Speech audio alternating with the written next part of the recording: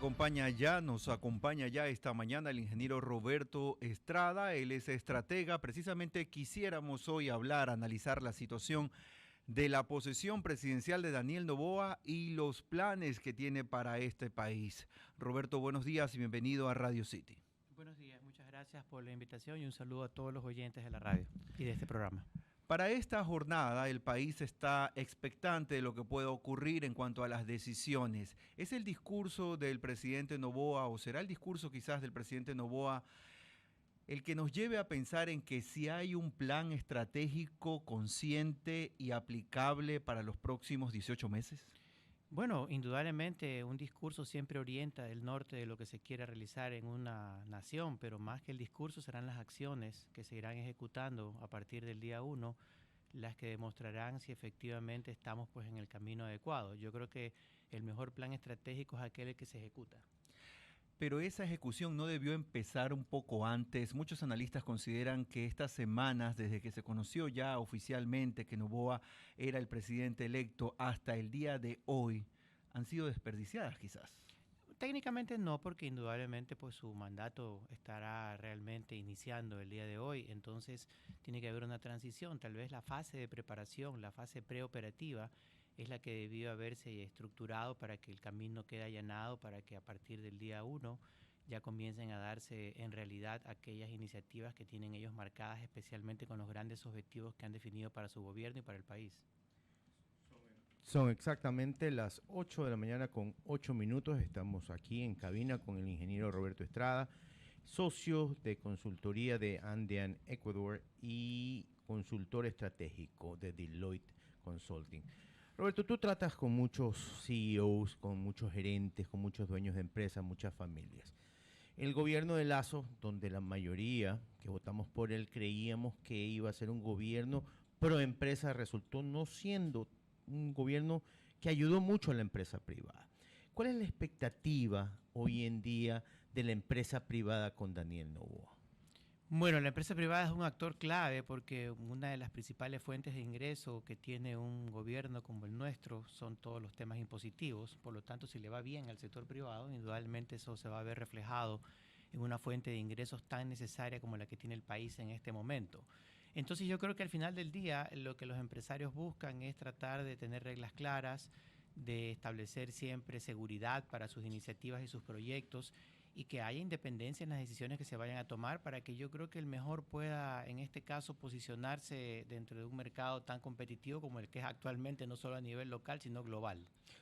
¿Cuál crees tú que debe ser el primer paso de, aparte de hacer, como lo decías hace un rato, no solamente el discurso? ¿Cuál es el primer paso inmediato si tú estuvieras al lado del presidente que hoy asume, que él debería tomar con la empresa privada?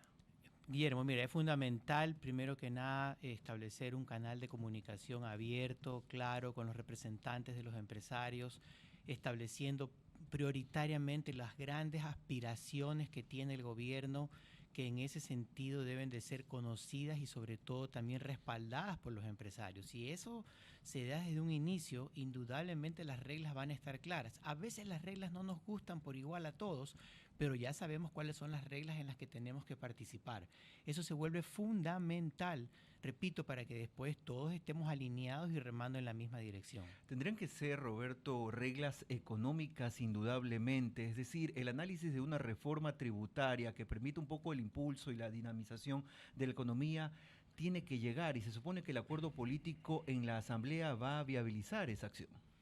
Bueno, partiendo de que tiene que haber un diagnóstico claro de lo que se está recibiendo, ese diagnóstico tiene que establecer, yo no diría para poder mirar hacia atrás, sino para decir de aquí en adelante vamos hacia.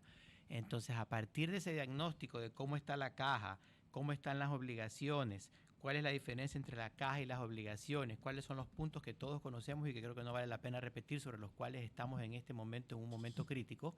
Entonces, a partir de todo ese diagnóstico, transmitirle todas esas realidades al sector empresarial, que de alguna u otra manera las tiene en su mira, en su radar, para empezar a construir conjuntamente unas iniciativas que nos lleven a todos a cambiar esto y a comenzar a dar resultados en un corto plazo, sobre todo porque el periodo que tiene es muy limitado. Pero para eso se necesita también ejecutores clave. La gente que vaya a estar a la cabeza de los ministerios tendría que ser gente clave que pueda entender tanto el manejo político como el manejo técnico de las situaciones en el país. La buena noticia es que indudablemente pues el presidente viene del sector, el nuevo presidente viene del sector privado. Yo creo que eso de alguna forma garantiza esa capacidad de ejecución que, combinada adecuadamente con personas del aparato público dentro del equipo de gobierno, nos debería dar un balance estructurado entre ejecutores y personas que conocen la realidad del sector público, porque sabemos que son dos cosas completamente diferentes, pero la suma de esas dos capacidades es lo que debería empujar, como dije hace un momento, este barco hacia su destino. Roberto, ¿es un ejecutivo de la empresa privada un buen servidor público? A ver, Guillermo, yo creo que tiene que aterrizar primeramente en una realidad que es completamente distinta. En la empresa privada tú tomas decisiones, estableces aspectos sobre los cuales quieres avanzar. A veces en el sector público tienes que entender mucho la normativa, tienes que conocer muy bien las limitaciones en las que te envuelves. Pero y los miedos que te da también, porque la gente en este gobierno se ha notado más que en ninguno que nadie ha querido firmar nada. Y bueno, yo creo que todos sabemos cómo son acá las cosas en ese sentido, por lo tanto tienes que ir bien asesorado, tienes que ir bien respaldado. Yo no creo que una persona tiene que ser un todólogo y conocer exactamente de todo, pero sí dejarse ayudar, sí dejarse rodear de un equipo técnico que respalde toda la base, llamémosle, de la normativa estatal, que combinada con esas capacidades que puedan venir del sector privado de ejecución, de estrategia, de planificación, deberían de ser, repito, la combinación ideal para que podamos ver una realidad diferente. Con base en ese análisis, Roberto, entonces podríamos decir que los funcionarios de carrera no son una mala opción para ocupar determinados ministerios. No deberían de ser descartados, insisto, porque miren, finalmente todo dentro de un ministerio es un equipo, ¿verdad? Tenemos un equipo económico, un equipo de seguridad, un equipo social, político. Un equipo político, un equipo productivo. Entonces son especialidades distintas, es como en una organización. Si queremos hacer una analogía con el sector privado, cada uno de los líderes de los diferentes departamentos o divisiones tiene un expertise que combinado es lo que nos da el éxito de esta empresa llamada Ecuador, por decirlo así. Estamos hablando ahora mismo con el estratega Roberto Estrada a propósito de los retos que tiene Daniel Noboa Asín en el inicio de su mandato de 18 meses. ¿La reelección presidencial es algo que beneficia al plan estratégico del país? Es decir, el que el presidente entrante esté pensando en un triunfo electoral en 18 meses o menos, ¿es algo que complica o beneficia ese plan estratégico? Esa debería ser la consecuencia. Si uno hace las cosas bien,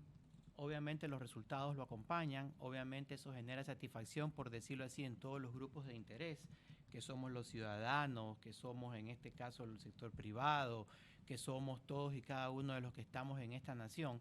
Eso entonces vendrá por una consecuencia lógica y natural, porque repito, se han hecho las cosas bien y la evaluación será positiva. Pero nuevamente es fundamental definir qué aspiraciones tiene este gobierno, cuáles son los ejes sobre los que va a basar su plan estratégico para el próximo año y medio y sobre todo cuál va a ser su propuesta de acción, cómo quiere conseguir cada una de esas aspiraciones para que queden claros esos planes y cuáles son las capacidades que requiere en términos económicos, en términos políticos, en términos tecnológicos, que respalden esa propuesta y ese modelo estratégico de gobierno. Ahora sí, la esperanza está marcada y hemos visto incluso en el ojo público, en la esfera pública, que quizás no hay tantos cuestionamientos más allá del retraso en la designación de ministros, pero lo cierto es que el país está viviendo sus horas más oscuras, una economía en crisis, una ola de inseguridad que simplemente sigue aumentando y que cada día nos sorprende más. ¿No es eso suficiente caldo de cultivo para ir allanando un camino complicado en la ejecución? Entonces, primordialmente tiene que el equipo de gobierno estar conformado por personas que sepan trabajar bajo una altísima presión, que sepan dar resultados en el corto plazo y que sepan resistir lo que va a significar esa exigencia ante la poca paciencia que van a existir de parte de todos, justamente por tratar de ver resultados. Ese equipo tiene que tener esa gran capacidad, tiene que ser personas probadas en ese sentido y que entiendan que su primaria responsabilidad tiene que venir con la ejecución, porque el tiempo no da tregua. Y en este país estamos acostumbrados a la ejecución rápida en el sector público. Definitivamente la historia nos dice que no, ¿verdad? Pero tiene que haber un punto de inflexión. Y ese punto de inflexión tiene que ser propiciado por el líder, porque de lo contrario vamos a girar en torno a lo mismo y la paciencia, repito, en este momento está en una dosis mucho menos extendida de lo que era en el pasado, justamente porque las personas tienen altas expectativas y manejar altas expectativas obliga a ser muy claro en las definiciones y sobre todo a ser muy ágil. Ahora se habla mucho de agilidad en el sector privado.